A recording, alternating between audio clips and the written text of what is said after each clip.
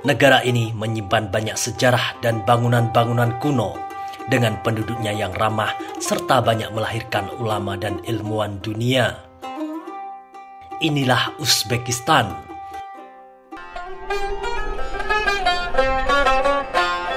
Ey Allah, surat Al-Fatihah, subhanallah. Ey Allah, Bog. Ey Allah.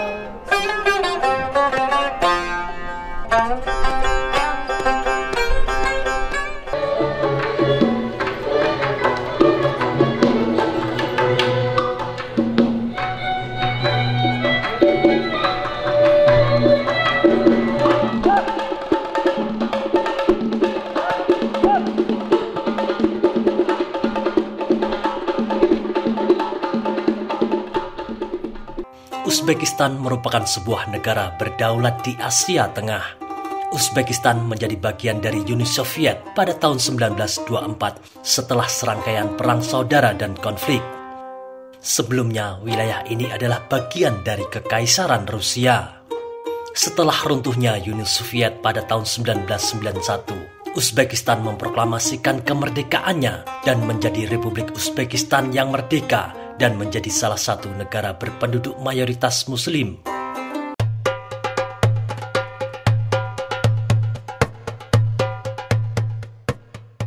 Islam mengakar kuat dalam kehidupan masyarakat Uzbekistan. Pada tahun 2021, penduduk Uzbekistan tercatat sekitar 34 juta jiwa dan populasi Muslim di Uzbekistan mencapai 96%. Islam masuk ke Uzbekistan pada abad ke-8 ketika orang-orang Arab memasuki Asia Tengah. Islam awalnya masuk ke bagian selatan Turkistan dan secara bertahap menyebar ke utara. Uzbekistan adalah negara double interlock atau terkurung daratan sehingga jauh dari laut. Untuk mencapai garis pantai manapun dari Uzbekistan, seseorang harus melintasi setidaknya 2 negara. Hanya ada 2 negara seperti itu di dunia. Selain Uzbekistan, ada Liechtenstein di Eropa.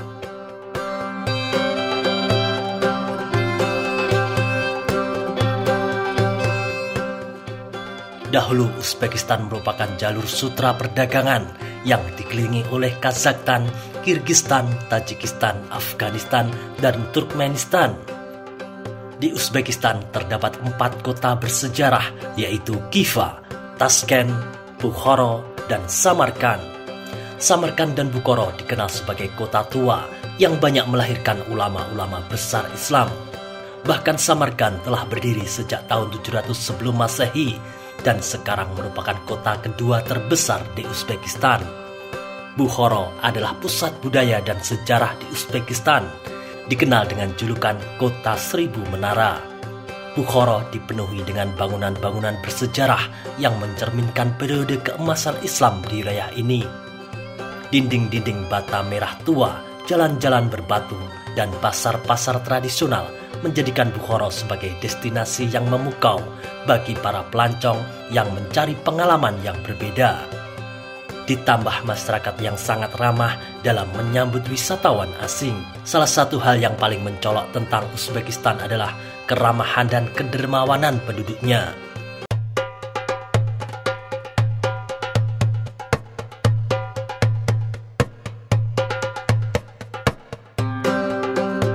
Tradisi minum teh bersama adalah bagian penting dari budaya Uzbek, di mana tamu dianggap sebagai hadiah dari Tuhan dan diterima dengan tangan terbuka. Uzbekistan terkenal dengan seni anyamannya yang indah dan rumit, dari karpet-karpet mewah hingga kain-kain sutra yang halus. Seni anyaman Uzbekistan mencerminkan kekayaan warisan budaya negara ini.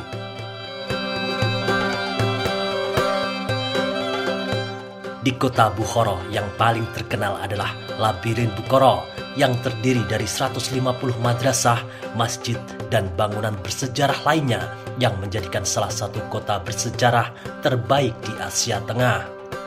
Tak heran jika Uzbekistan dijuluki negeri para imam. Salah satu ulama hadis terkenal adalah Imam Bukhari yang berasal dari kota Bukhara. Nama Bukhari di belakang namanya dinisbatkan kepada kota kelahirannya yaitu Bukhara. Imam Al-Bukhari lahir 13 Syawal 194 Hijriah atau bertepatan dengan 21 Juli 810 Masehi. Pada masa kekhalifahan Abbasiyah, beliau dijuluki Amirul Mukminin fil Hadis atau pemimpin orang-orang yang beriman dalam hal ilmu hadis. Ada kisah yang menarik dari kisah makam Imam Al-Bukhari, yaitu ketika Presiden pertama Indonesia, Soekarno, dalam sebuah kunjungan kenegaraannya ke Uni Soviet pada tahun 1959, pernah meminta kepada petinggi Partai Komunis untuk mencari makam orang suci Islam yang sangat terkenal bernama Imam Al-Bukhari.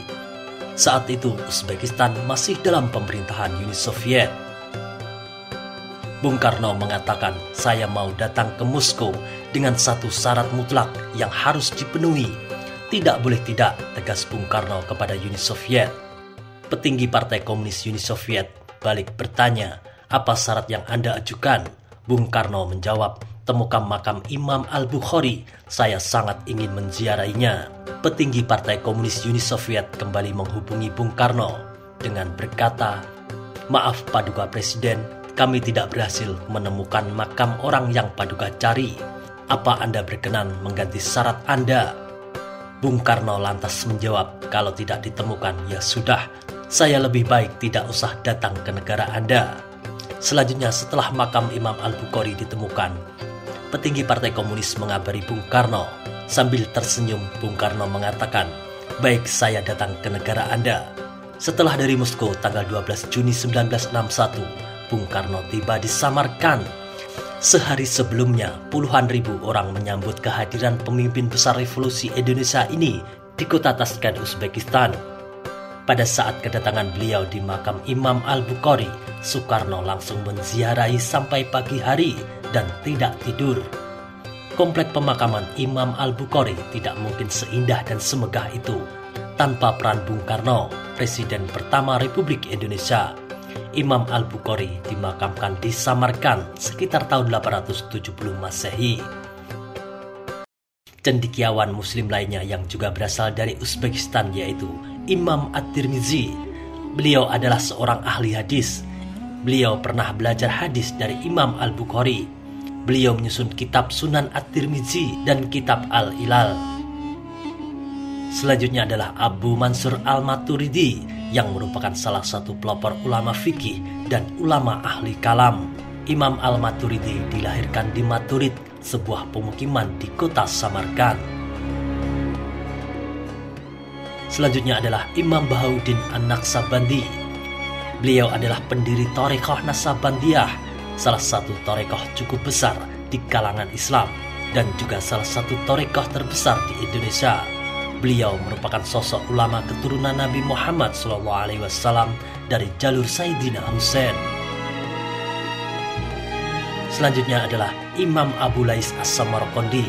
Beliau dikenal ulama ahli fikih dan pakar hadis, penulis tafsir Bahrul Ulum atau tafsir Al-Samarqandi. Beliau dilahirkan di Samarkand, Uzbekistan. Selanjutnya dalam bidang ilmu pengetahuan umum, Uzbekistan melahirkan banyak ilmuwan.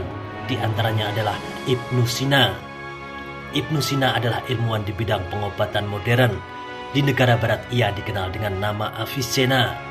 Ibnu Sina lahir pada 980 Masehi di Afsahnah, daerah dekat Bukhara, dan meninggal pada bulan Juni 1370 Masehi di Hamadan, Persia, Iran. Selanjutnya adalah Al-Khawarizmi, Bapak Al-Jabar, ahli matematika. Lahir sekitar tahun 780 Masehi di Khwarizmia, Khiva, Uzbekistan, dan wafat sekitar tahun 850 Masehi di Baghdad. Ia merupakan seorang ahli matematika dan astronomi dan dianggap sebagai penemu algoritma yang dikenal sebagai algoritma Al-Khawarizmi. Algoritma ini menjadi dasar dalam pengembangan komputer modern. Selanjutnya adalah Al-Biruni. Al-Biruni adalah orang yang pertama menghitung keliling bumi. Ia melakukan hal itu pada abad ke-11 ketika masih ramai perdebatan antara apakah bumi bulat atau bumi datar. Al-Biruni mempelajari banyak disiplin ilmu pengetahuan seperti sejarah, geografi, fisika, filsafat, dan agama. Al-Biruni dikenal sebagai seorang ilmuwan eksperimentalis. Ia melakukan penelitian ulang terhadap teori-teori yang sudah ada dan berkembang untuk membuktikan kebenarannya. Semisal teori Aristoteles tentang penglihatan. Aristoteles meyakini bahwa penglihatan diakibatkan oleh sinar yang memancar dari mata dan menuju suatu benda. Sementara Al-Biruni menyatakan bahwa penglihatan merupakan hasil pantulan cahaya pada benda yang masuk ke mata. Salah satu sumbangsih orisinil Al-Biruni adalah keliling bumi. Allahumma sholli ala Muhammad. Hubungan Islam Indonesia dengan ulama Uzbekistan. Dalam sejarah penyebaran Islam di Nusantara ada beberapa ulama dan keturunan Uzbekistan yang datang ke Indonesia. Di antaranya adalah Syekh Jumadil Kubro. Syekh Jumadil Kubro berasal dari Samarkand, Uzbekistan. Kemudian putra Syekh Jumadil Kubro, yakni Syekh Ibrahim Zainul Akbar alias Syekh Ibrahim Asmorokondi, menyusul ke Jawa setelah dia berhasil mengislamkan Raja Champa Vietnam dan menikahi putrinya, yaitu Dewi Chandrawulan atau dikenal juga dengan nama Ratnadiah Siti Asmoro. Dari pernikahan tersebut lahirlah Raden Ali Rahmatullah atau Sunan Ampel dan Ali Murtado atau Sunan Gresik. Sedangkan istri kedua Syekh Jumadil Kubro adalah Retno Jumilah, putri dari Raja Majapahit Prabu Brawijaya V. Dengan Retno Jumilah, ia dikaruniai seorang putra yang bernama Iskak Makdum atau Syekh Maulana Iskak.